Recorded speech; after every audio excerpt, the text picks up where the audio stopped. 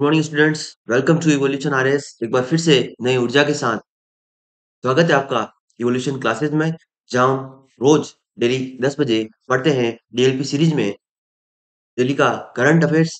और इस current affairs को हम शॉर्ट टर्म में पढ़ते हैं, शॉर्ट वे में पढ़ते हैं। मात्र 20 मिनट या 30 मिनट की सीरीज होती है और साथ ही विस्तृत और सारगर्भित तरीके से हम इस सीरीज को चला रहे हैं। तो आप सभी जुड़ जाइए हमारे इस इवोल्यूशन आरएस परिवार के साथ। धन्यवाद। शुरू करते हैं। आज की पहली न्यूज़ क्या है? तो किसानों को कृषि यंत्र उपलब्ध करवाए जाने की बात हो रही है राजस्थान सरकार द्वारा, और 842 कस्टम हायरिंग सेंटर्स की स्थापना भी की जा रही है। वही दूसरी न्यूज़ क्या है? दूसरी न्यूज़ है कि राज्य में स्मार्ट जो शिक्षा है उसको लेकर सरकार 7 जो सरकारी कॉलेज हैं, जैसे अजमेर का हो गया, जयपुर का काला डेरा हो गया, जोधपुर, कोटा, बीकानेर, भरतपुर और उदयपुर का जो मीरा कन्या महाविद्यालय है, उन्होंने वहां पे वो स्मार्ट साइंस लैब की स्थापना हो रही है।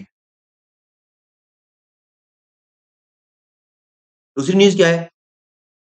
राजस्थान सरकार द्वारा जो सरकारी सेवक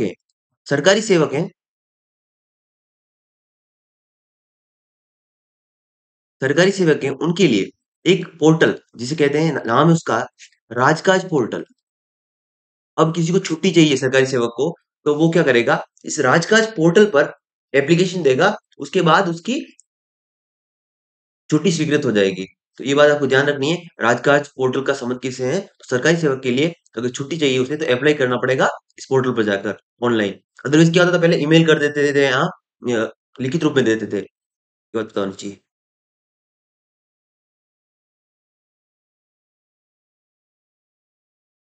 अब पांचवी राष्ट्रीय परिवार जो नेशनल फैमिली हेल्थ सर्वे की रिपोर्ट आई है, नेशनल फैमिली हेल्थ सर्वे जो फिफ्थ है, इसकी रिपोर्ट आई है। उसके तहत क्या कह रहे हैं कि राजस्थान ने क्या किया है? राजस्थान ने जो बाल विवाह था, बाल विवाह में 40% की कमी की है। ये बेहतर बात है। इसी का होता था, पहले बाल विवाह होता था और बहुत सारी जो लड़कियां होती थी वो कम उम्र में शादी हो जाती थी, बच्चे हो जाते थे, और अंडर नरिश्ड रहती थी। न्यूट्रिशन का लेवल बहुत कम रहता, एनीमिक की प्रॉब्लम और बहुत सारी प्रॉब्लम फेस करती थी महिलाएं, लड़कियां स्पेशल। तो वो उस समस्या से बाहर निकल जाएगी, और कहीं न कहीं एक मैच्योरिटी का लेवल हो जाता है। उसके बाद में अगर हम शादी करें, तो अपना विकास बेहतर होता है, और वो समाज के लिए भी एक बेहतर रूप में मॉडल बनकर उभर कर आती है, और उनका जो शिक्षा का एक स्तर रहता है, वो भी अच्छा हो जाता है। अगर अदरवाइज़ क्या होता है, हमारे समाज में क्या होता है कि जो शिक्षा का लेवल होता है, स्पेसिफिक हम बात करें महिलाओं की या लड़कियों की, उनकी शिक्षा नहीं हो पाती, क्योंकि वो शादी कर लेती है, ससुराल चली जाती है, और वो एक उनके ऊपर प्रेशर आ जाता है, दबाव आ जाता है। तो ये एक सरकार का एक बेहतर कदम है। बाल विवाह में उन्होंने जो ग्राफ है उसमें 40% की कमी की है। तो उससे क्या हो रहा है, शिक्षा में भी उच्च स्तर की गुणवत्ता और हायर लेवल का एजुकेशन बच्ची जो होगी वो प्राप्त कर पाएगी, पहली बात। और दूसरी बात होगी, उनका जो स्वास्थ्य से संबंधित जो चिंता के विषय थे, एनीमिक की प्रॉब्लम और अंडर नरिश्ड, और उनका बच्चे जो होंगे वो भी इस न्यूट्रिशन की जो प्रॉब्लम से प्रॉब्लम फेस करेंगे, वो सारी समस्या खत्म हो जाएगी। इतनी बात आपको समझ में आती होगी। नेक्स्ट चीज़ की बात कर लेते हैं। इंडिया स्टेट जो फॉरेस्ट रिपोर्ट आती है, उसने क्या खुलासा किया है कि जो अजमेर और पाली डिस्ट्रिक्ट है, उन्होंने सर्वाधिक हरियाली हरियाली बढ़ी है वहां पे। वहीं जालौर और करौली की बात करें, तो वहां पे क्या हुआ, हरियाली घटी है। कहाँ कितनी बढ़ी है हम देख लेते हैं। अजमेर में जैसे 26.45 वर्ग किलोमीटर की वृद्धि हुई है, वहीं पाली की बात करते हैं तो 46.01 वर्ग किलोमीटर की वृद्धि हुई है। बाकी भी आप डिस्ट्रिक्ट देख लीजिए, कम से कम आप 4 डिस्ट्रिक्ट का नाम दिमाग में रखिए, इससे ज्यादा नहीं, इंपॉर्टेंट नहीं होता है।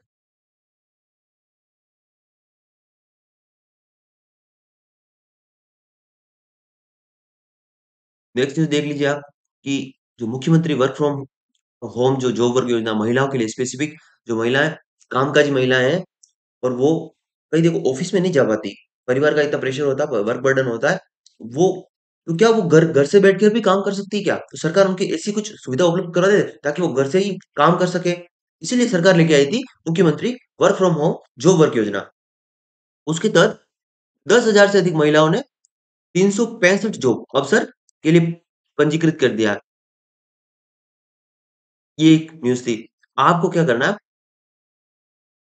अपने अपने अपने स्तर पे इसकी डेट, इस योजना की जो डेट है लागू करने की, वो आपको पता होनी चाहिए। वो पता करनी है।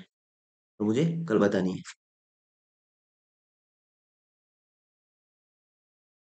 नेक्स्ट चीज़ देख लेते हैं। डॉक्टर भीमराव अंबेडकर पुरस्कार 2023 का वितरण किया जाएगा और इसके लिए आवेदन जो है वो 28 फरवरी तक आवेदन आप कर सकते हैं। अब इसमें पुरस्कार 2 श्रेणी में अलग-अलग दिए जा रहे हैं। एक जो पुरस्कार दिए जा रहे हैं, वो दिया जा रहा है सामाजिक सेवा के क्षेत्र में। आपको नज़र नहीं आता होगा। ये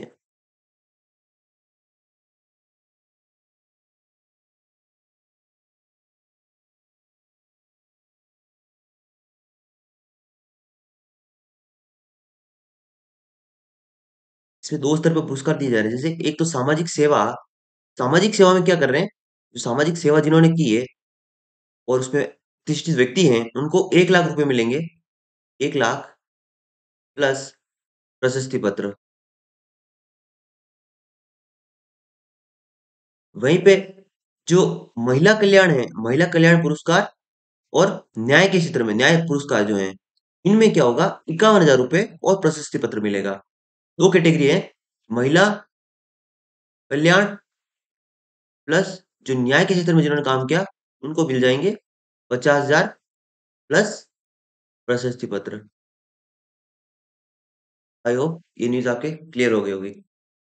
और इसको जो अवार्ड है भीमराव अम्बेडकर राज्य स्तरीय पुरस्कार 2023, इनको देने का कार्य कौन कर रहा है, कौन सा मंत्रालय है, तो सामाजिक न्याय और अधिकारिता विभाग।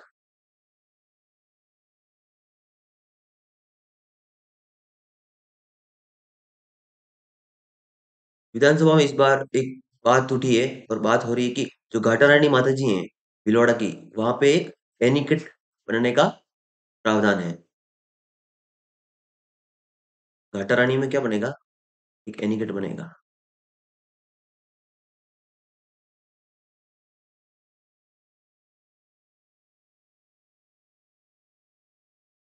नेक्स्ट न्यूज देख लेते हैं।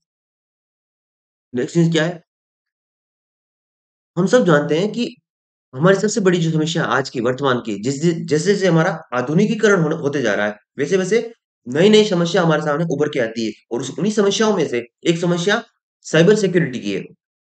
हमारा इंटरनेट जो यूजेज है वो इतना बढ़ गया कि हम अब उसके प्रति इतने संवेदनशील हो गए कि पता नहीं कब इंटरनेट किस तरह जो वरदान था वो वरदान से अभिशाप बन जाए।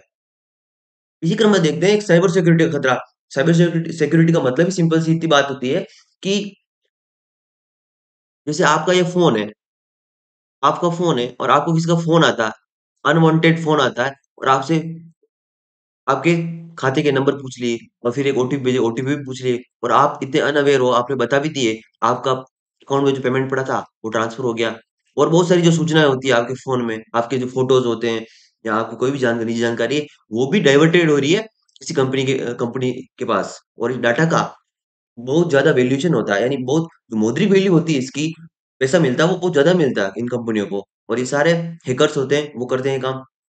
इसी को लेकर राजस्थान सरकार ने क्या किया कि प्रदेश में एक सेंटर फॉर साइबर सिक्योरिटी और counter terrorism and anti insurgency centre की स्थापना के लिए 18.40 करोड़ रुपए की स्वीकृति दे दी है। तो ये बेहतर कदम है सरकार का। सरकार भी समय के साथ जो आवश्यकता है उसमें परिवर्तन कर रही है और आवश्यकता अनुसार सेवाएं प्रदान कर रही है। तो यही एक सुशासन का मॉडल होना चाहिए। एक गुड गवर्नेंस का मॉडल ये होता है कि समय की आवश्यकता के अनुसार या परिस्थितियों के अनुसार आप सेवाओं को प्रदान करें।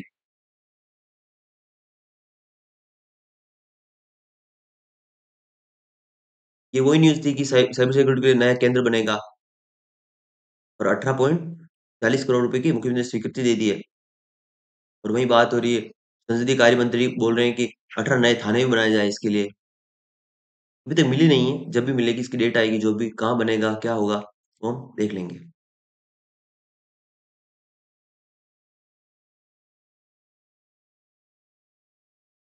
नेक्स्ट चीज़ क्या है? इंडिया स्किल्स 2021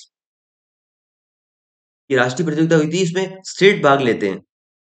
स्टेट का इसमें रोल रहता है, राज्य जितने भी होते हैं इसमें भाग लेते हैं प्रतियोगिता में, और राजस्थान को तीनों अवार्ड मिले हैं। तीनों कौन से? सिल्वर, गोल्ड, सिल्वर और ब्रॉन्ज।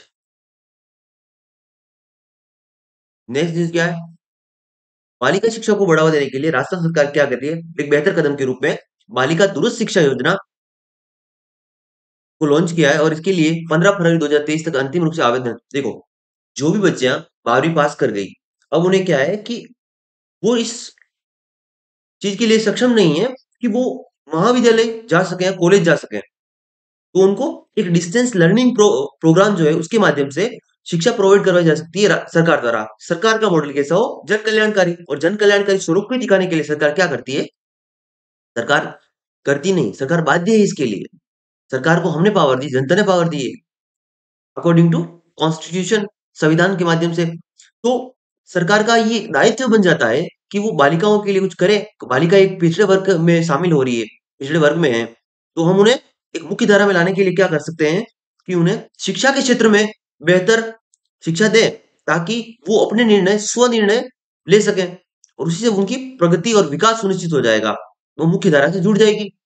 उसी के क्षेत्र में एक बेहतर कदम के रूप में मुख्यमंत्री अशोक गहलोत, या फिर कह सकते हैं कि राज्य सरकार ने बालिका दूरस्थ शिक्षा योजना को लॉन्च कर दिया है, और इसके लिए आवेदन आमंत्रित कर दिए हैं, और अंतिम तिथि इसके लिए 15 फरवरी 2023 है। तो जो मुझे सुन रहे हैं, आप में से ऐसा कोई व्यक्ति हो, पर्सन हो, जिसके आस-पास या घर में भी ऐसी कोई बालिका हो जिसकी 12th हो चुकी है और आगे वो ग्रेजुएशन करनी चाहती है, लेकिन वो घर बैठे ही कर सकती है, तो ये डीएलपी सरकार द्वारा प्रदान किया जा रहा है, ये आपको पता होना चाहिए। तो नेक्स्ट न्यूज़ देख लेते हैं। जो गोवंश है, अब आप गोवंश के पालक हो, सरकार क्या कर रही है? गोवंश के संरक्षण के लिए अभी जैसे लम्पी लम्पी डिजीज हुई थी गायों में, इनमें देखने देखने को मिली थी, तो बहुत संवेदनशील हो गए थे वो प्राणी, मर रहे थे बेचारे। तो सरकार क्या कर रही है उसके लिए कि जो बड़े गोवंश हैं, दो कैटेगरी बांट दिया। बड़े गोवंश हो गए, उनको क्या करेंगे? बड़े गोवंश मतलब बड़ी गाय हो गई, और छोटे गोवंश मतलब बछड़े हो गए उनके, छोटे गोवंश। अब इनके न्यूट्रिशन के लिए जो डेली वैल्यूएशन कर रहे हैं, सरकार कर रही है कि 40 रुपए इनको डेली बेसिस पे 40 रुपए बड़े और छोटे गोवंश के लिए 20 रुपए हम प्रदान कर रहे हैं, राज्य सरकार प्रदान कर रही है।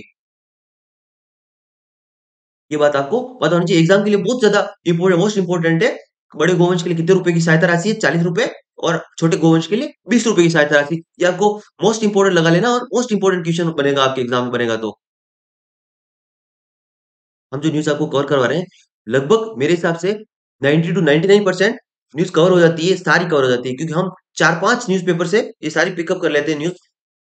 कोई बाहर जाने की संभावना नहीं रहती, लेकिन अदरवाइज़ क्या होगा, कोई एग्ज़ामिनर खड़ूस ऐसा आ जाए, जो चाहता है कि ये एग्ज़ाम में क्वेश्चन बच्चे नहीं कर पाएँ, तो फिर अब उनको नहीं करना, वैसे भी कोई दिक्कत नहीं होगी, क्योंकि आप उस मेरिट पे खेलोगे।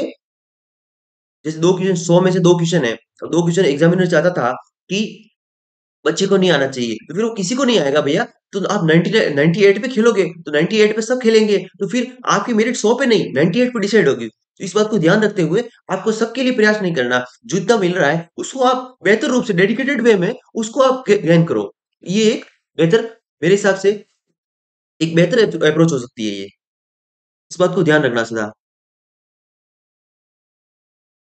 नेक्स्ट देख लेते हैं कि जो अल्ट्रा मेगा पावर प्रोजेक्ट है, उसके लिए अक्षय ऊर्जा पावर ने, केंद्र की सरकार की कंपनी है टीएचडीसी, ये याद रखना, टीएचडीसी लिमिटेड, और राजस्थान की अक्षय ऊर्जा निगम, इन्होंने एक संयुक्त रूप से ज्वाइंट एग्रीमेंट कर लिया है कि राजस्थान में 10,000 मेगावाट के सोलर पावर प्रोजेक्ट स्थापित होंगे। अभी कहाँ स्थापित होगा वो हम बाद में देखेंगे, लेकिन अल्ट्रा मेगा पावर प्रोजेक्ट है ये, क्योंकि जो 4,000 का वैल्यूएशन था, अल्ट्रा मेगा सुपर थर्मल होता है, एक अल्ट्रा सुपर थर्मल होता है, ये जो है वो अल्ट्रा मेगा की बात कर रहे हैं। अल्ट्रा मेगा में क्या हो जाएगा, 4,000 से ऊपर वाले जितने भी होंगे, 10,000 मेगावाट की क्षमता की बात हो रही है, तो 10,000 मेगावाट वाले जो होंगे वो अल्ट्रा मेगा में आ जाते हैं, तो अल्ट्रा मेगा की बात हो रही है। और इस संयुक्त रूप से किसका ज्वाइंट वेंचर हो रहा है? ये THDC limited plus Rajasthan Akshay ऊर्जा निगम, दोनों इस पे एमओयू साइन कर चुके हैं।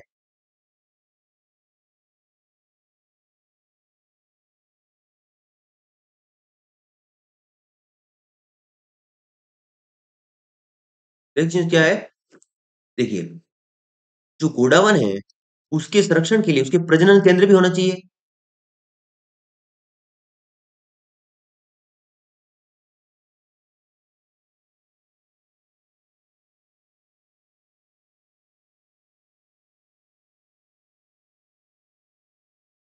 जो गोडावन पक्षी है,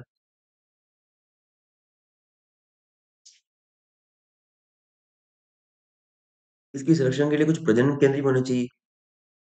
अभी तक बात क्या हुई थी कि गोडावन के संरक्षण के लिए, प्रजनन केंद्र की स्थापना के लिए हमने एक संरक्षण कमेटी बनाई थी पहले। गोडावन संरक्षण के लिए सोरसन जो ब्राह्मणी पेरण विकास समिति, अभी इसकी शीघ्र बैठक बैठक आयोजित करवाई जाएगी, ये वन मंत्री कह रहे हैं। इसलिए कह रहे हैं क्योंकि सरकार ने पहले भी इस करार के तहत क्या कर दिया कि जो रामदेवरा है वहां पे तो स्थापित कर दिया है।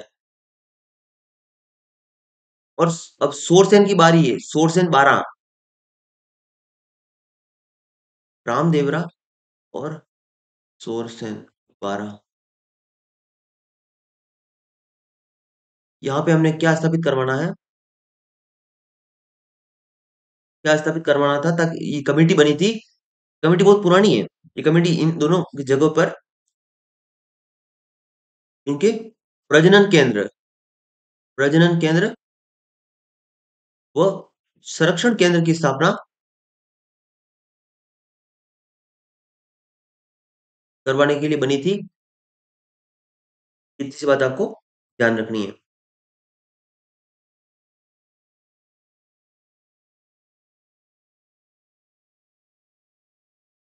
दोस्तों, आज इतनी न्यूज़ थी। आई होप आपको ये न्यूज़ सारी पसंद आती होगी। प्लीज़ एक लाइक तो बनता है।